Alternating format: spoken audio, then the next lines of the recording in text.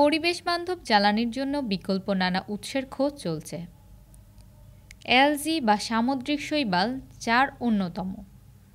সম্প্রতি জার্মানিতে এই প্রযুক্তির সম্ভাবনা খতিয়ে দেখতে অভিনব পরীক্ষা চলছে। জার্মান ভিত্তিক সংবাদ মাধ্যম ডয়েচে ভেলের এক প্রতিবেদনে বলা হয়েছে, হামবুর্গ শহরে একটি বাড়ির মধ্যে বায়োরিয়্যাক্টর শৈবাল চাষ হচ্ছে, যার চারদিকে বুদবুদের স্পন্দন।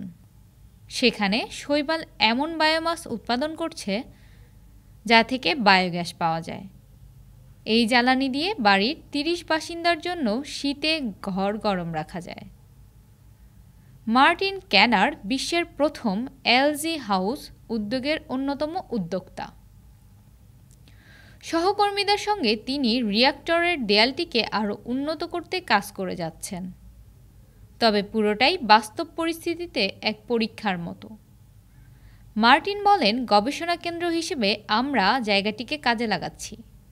গবেষণা ও উন্নতির স্বার্থে আমরা সেরা বিষয়গুলো পরখ করে দেখেছি।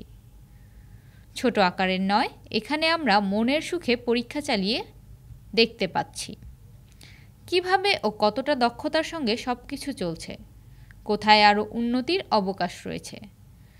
এখানেই সব প্রশ্নের উত্তর যাচাই করতে পারছি। মার্টিন ক্যানার এলজি হাউস নিয়ে আমরা খুবই গর্বিত। এই প্ল্যান্ট শুধু উত্তাপ ও বায়োগ্যাস উৎপাদন করে না, এক বিশেষ সিস্টেমের মাধ্যমে বর্জ্য পানি অপচয় না করে আবার কাজে লাগানো যায়। মার্টিন ক্যানার বলেন, আমরা বাড়ির বর্জ্য পানি রিসাইকেল করি এবং সেই প্রক্রিয়ায় মিথেন গ্যাস উৎপাদন করি। পানি ও পুষ্টির সঙ্গে সঙ্গে আবার বায়োরিয়্যাক্টরের কাজে লাগাতে পারি।